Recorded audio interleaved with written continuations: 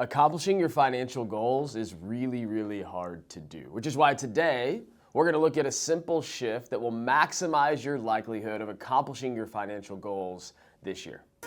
Welcome to Wisdom and Wealth, where we talk about the human side of money. Join us as we dive beyond the numbers, unpacking the psychology of money to equip you with the tools you need to be wise in wealth.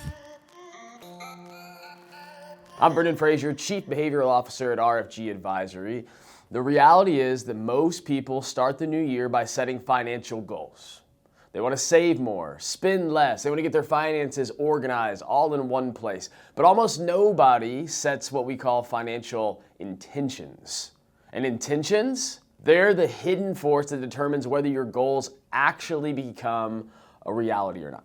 At the end, you're going to walk away with a quick exercise that you can do this week to set your financial intention for the year and maximize your likelihood of achieving your financial goals.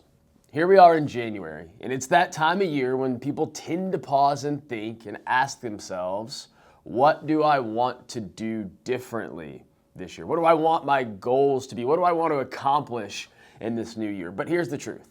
Whether it's financial goals or health goals, most of them will fail, but not because they're bad goals, not because you don't want to accomplish them, not because you're not motivated to accomplish them, but because oftentimes when we set goals, we skip an essential step. Getting clear on the intention behind the goals, not just what you want to do and what you want to accomplish, but why you want to do it and why you want to accomplish it. Goals live on a spreadsheet, but intentions are rooted in our identity. And identity is what drives consistent action and behavior change. So what exactly is intention?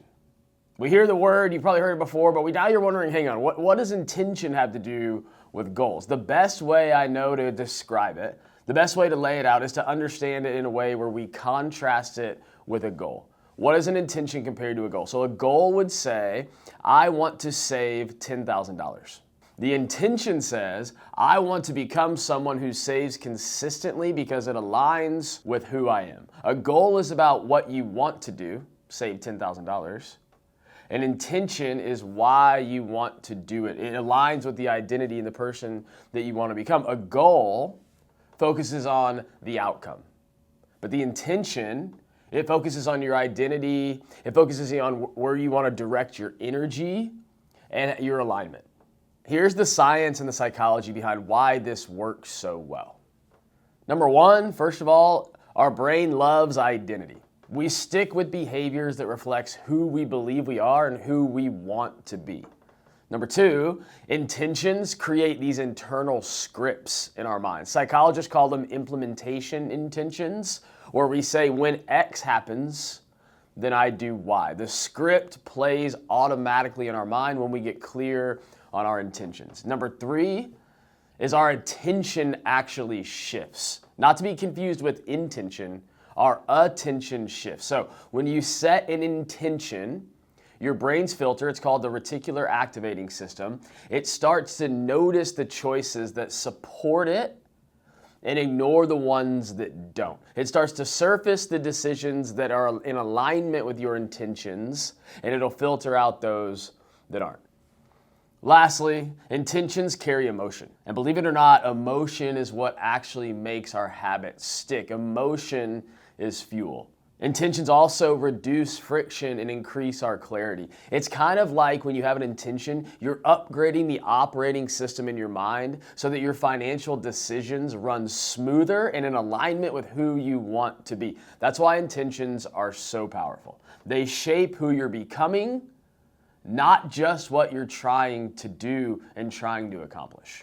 Let me show you what this looks like in real life by introducing you to Sarah and Jason.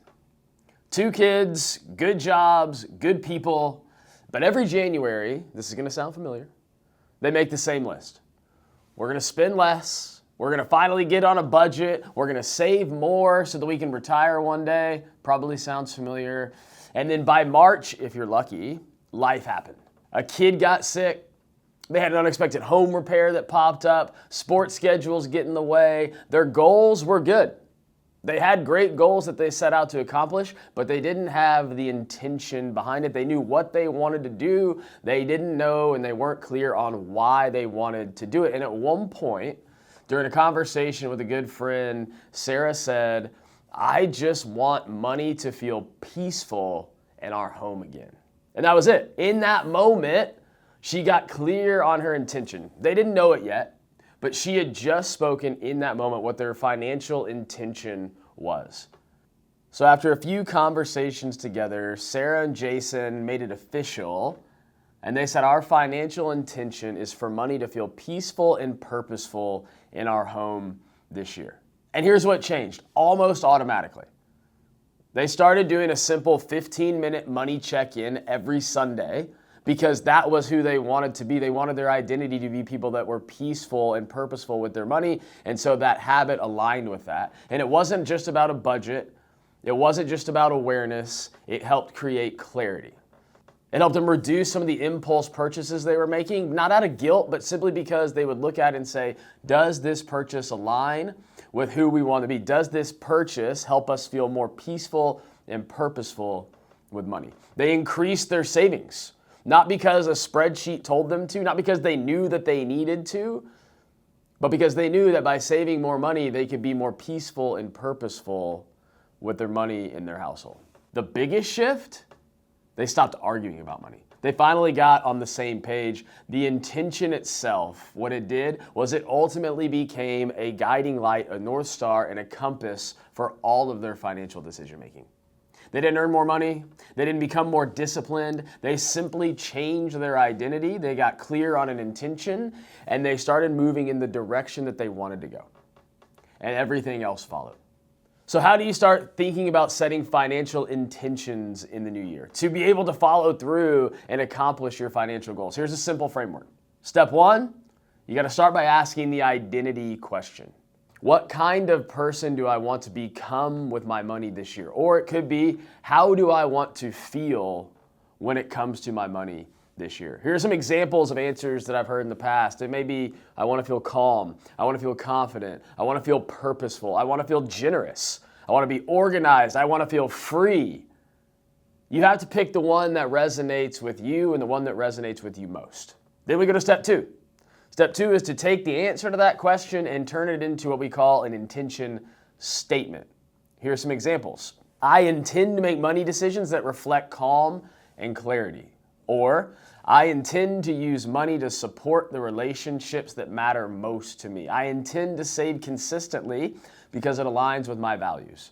Create your intention statement. Say it out loud, write it down, make it real, and come to life.